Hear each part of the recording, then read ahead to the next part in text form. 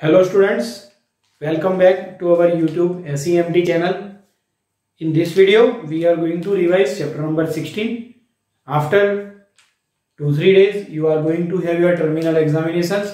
So prepare best for your exams, and I hope that you will do well in the exams.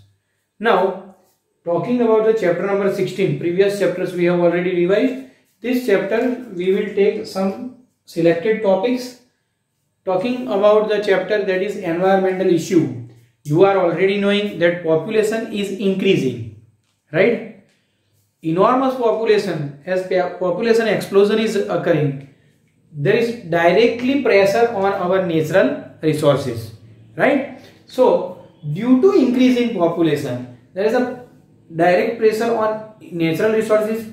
Even with that, there is also a cause of pollution, right? So what is pollution? Talking about it, first of all, pollution is any undesirable change in the characteristics. Which characteristics? Any undesirable change, right? That is in physical as well as chemical or biological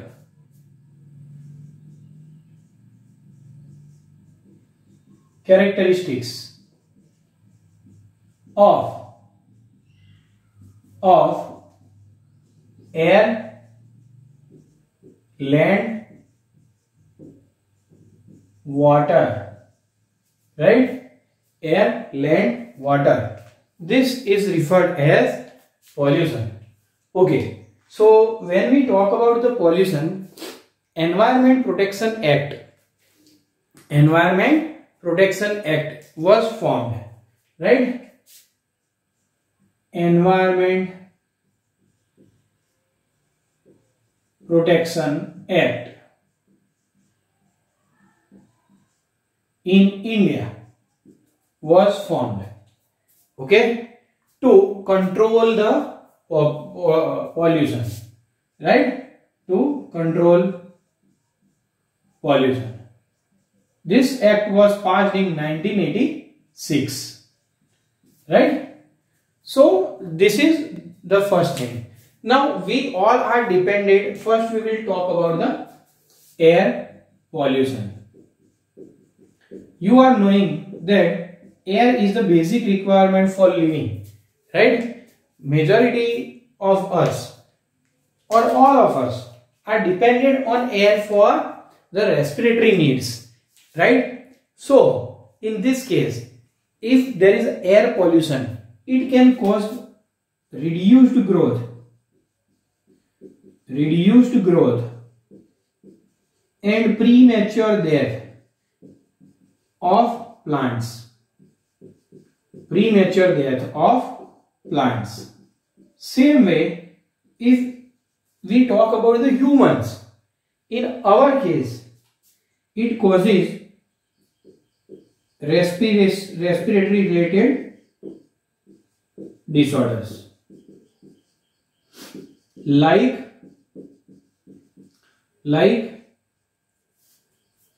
asthma, bronchitis. This all ultimately resulting in the reduced lifespan.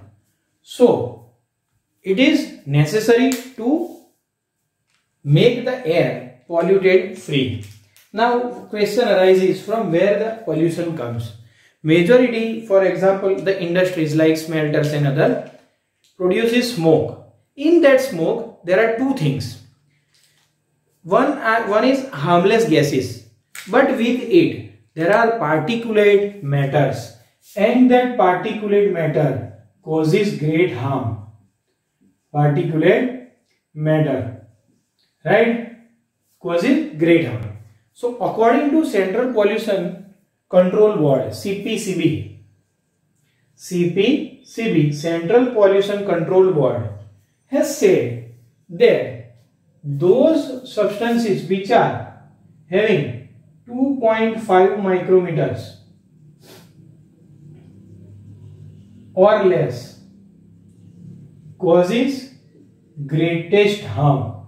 Particulate matters, those particles which are having 2.5 micrometers or less, causes greatest harm. So that means that particle size which are smaller are causing great harm to the body.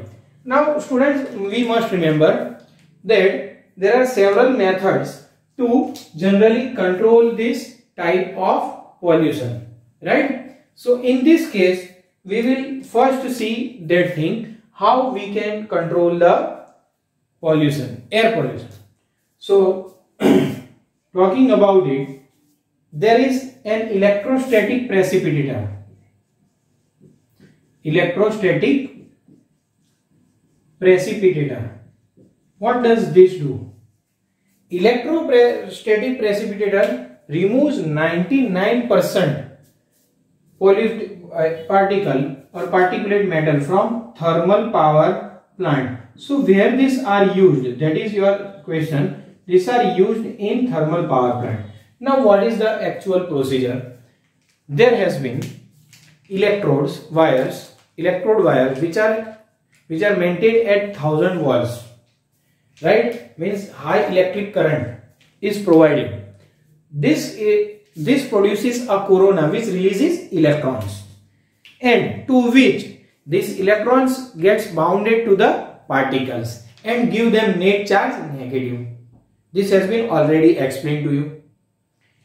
After they become negatively charged, right, they are subjected or grounded, right? So one is electrostatic precipitator, which is used in thermal power plant. Another one is scrubber, which removes harmful gases like sulfur dioxide. Now this functions like this.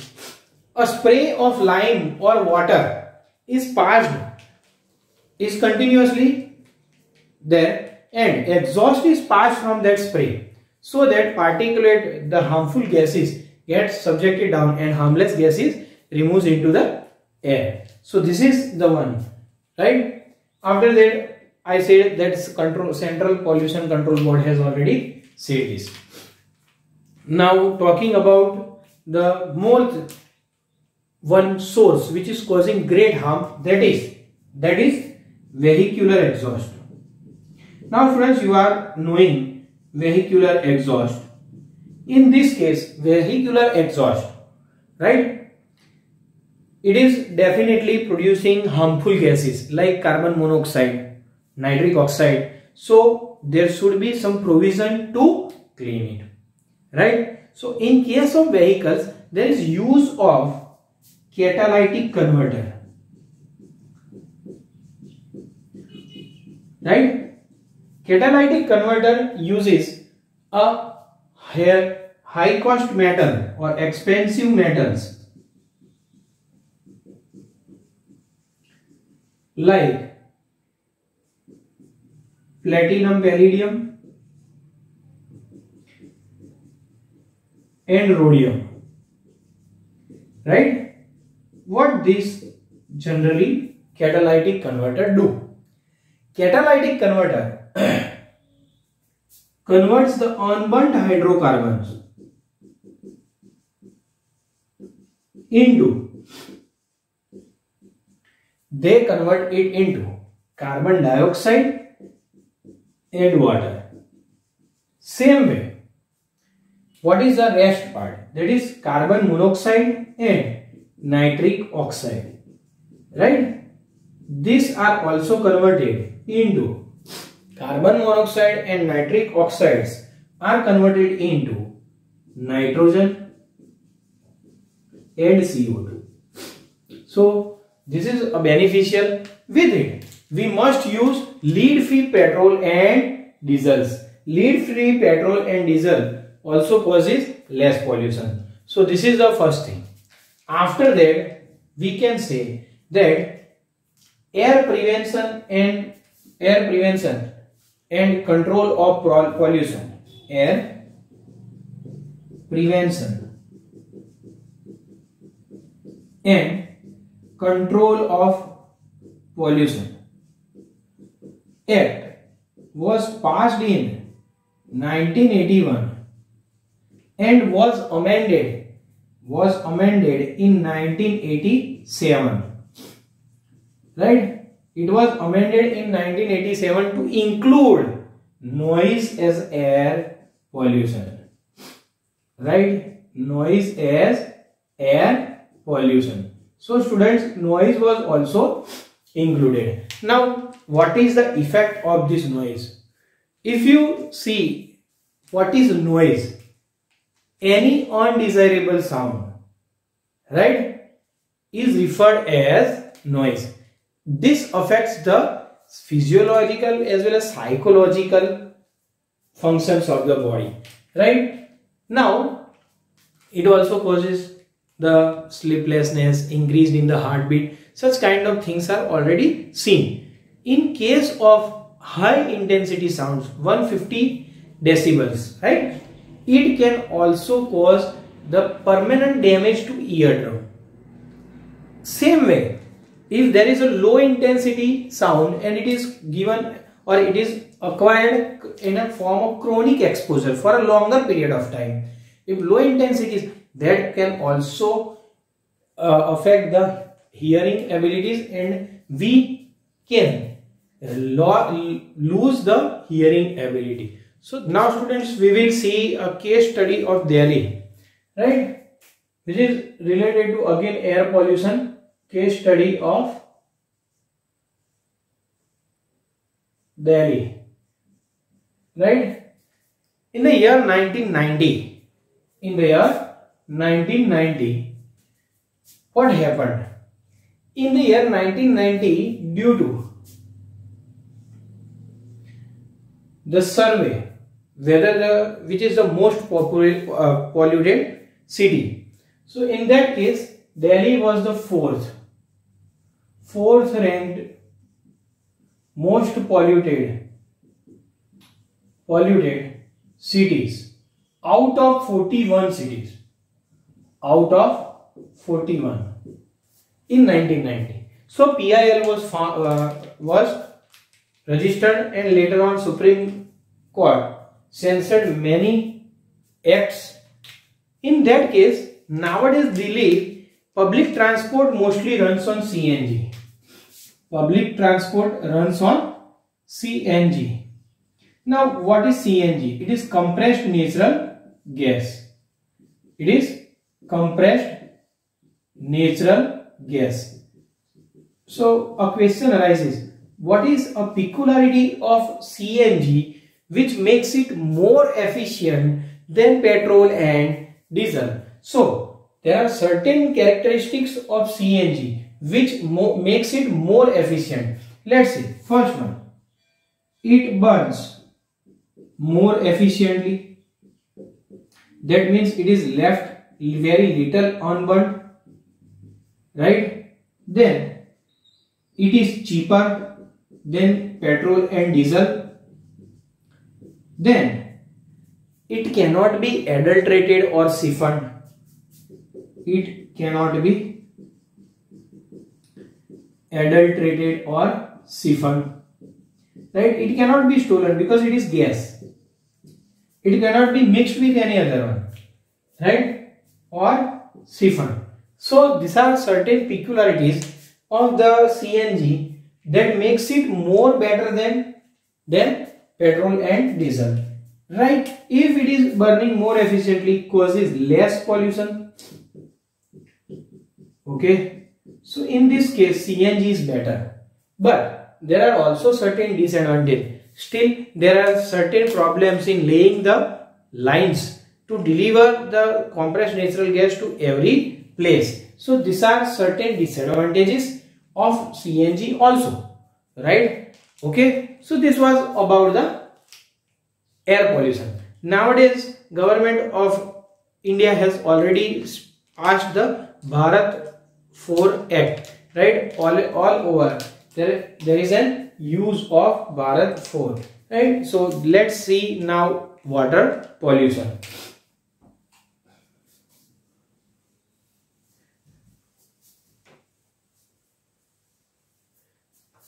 So the question is about the water pollution. Now water is the major source. You all also know about the water, importance of the water. We all are dependent on water, but have you thought that whatever the waste or whatever we dispose, mostly the things goes into the water bodies. So we are polluting these water bodies. Even our sewage also goes in water bodies.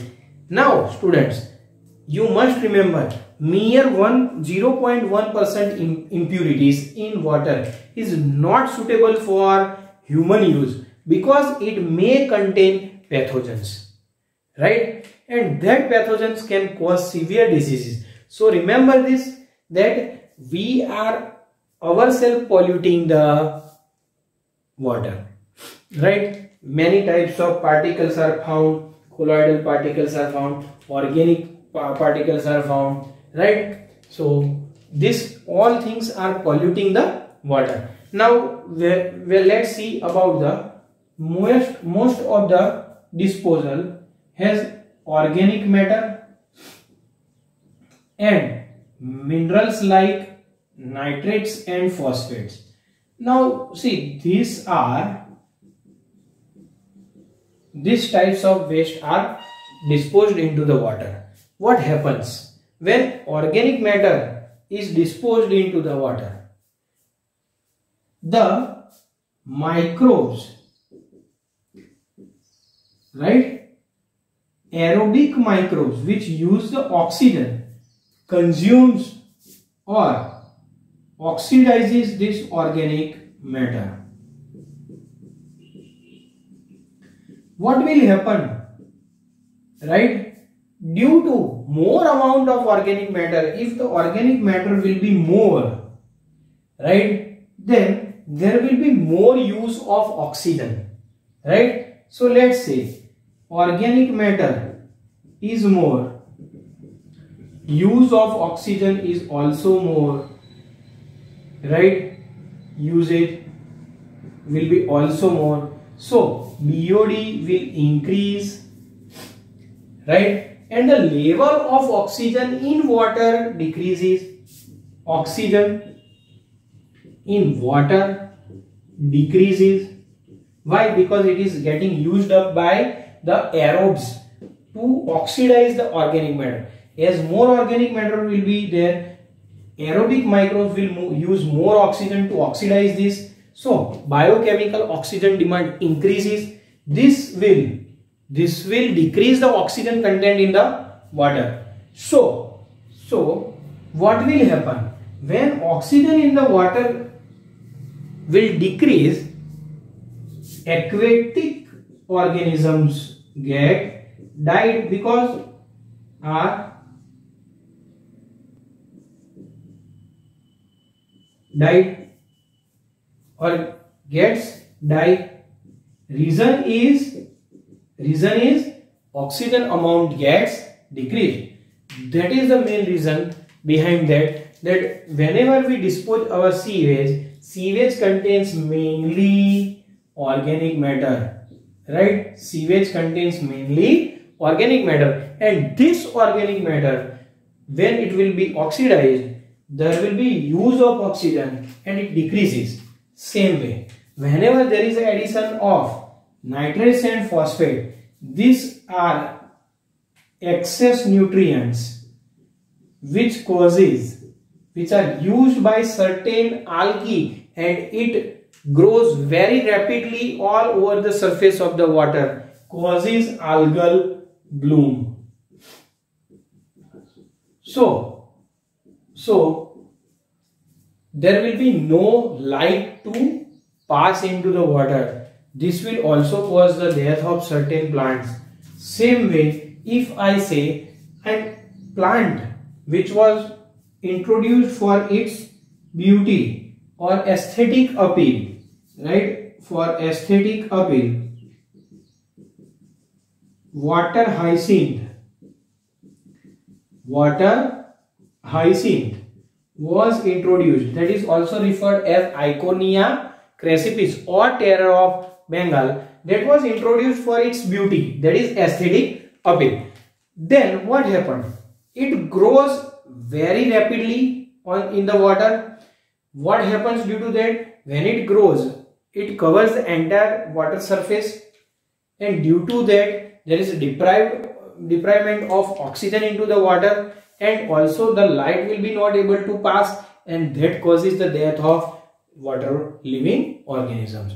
So this is also a problematic plant which has already introduced for its aesthetic appeal, right? So these are about the certain things. Now talking about the hospital and household waste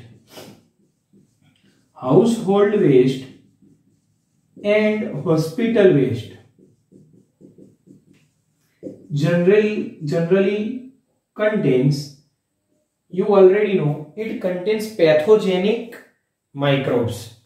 This contains pathogenic microbes which can cause diseases like typhoid, cholera, jaundice. Such type of diseases can be caused due to this waste which is produced from household or hospital waste, because in case of hospital there are waste of the patients, right? So this can also cause harmful diseases.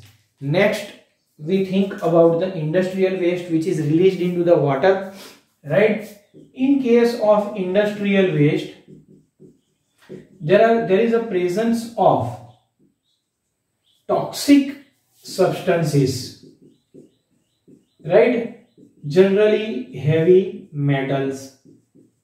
Heavy metals are having the density, right, is approximately 5 gram per centimeter cube, greater than 5 gram per centimeter cube density.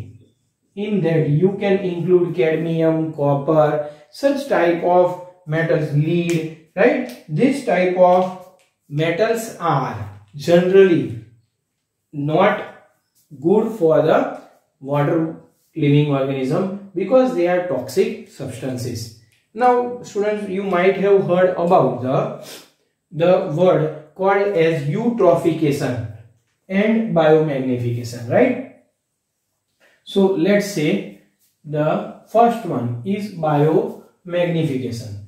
Now what is biomagnification? That has been already discussed in our regular videos in detail, but in case of this biomagnification,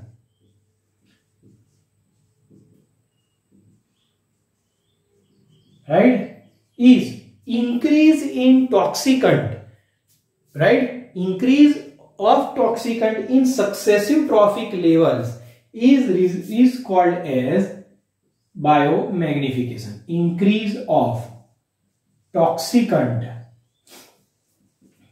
in successive trophic level is referred as biomagnification, right? Now you might have heard the biomagnification of DDT, right? Is a best example to explain that it is continuously increasing from the planktons to the fish eating birds, right? Gradually the amount of toxicant is increasing. Why? Because they cannot be metabolized, nor it can be excreted, and also not excreted.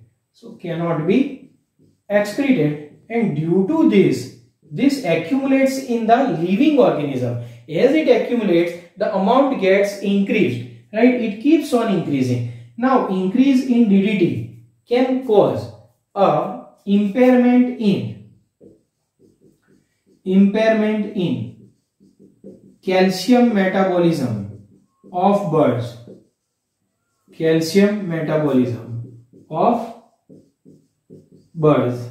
which causes thinning of eggs, cell, and this cause premature breakdown of the egg, right? Premature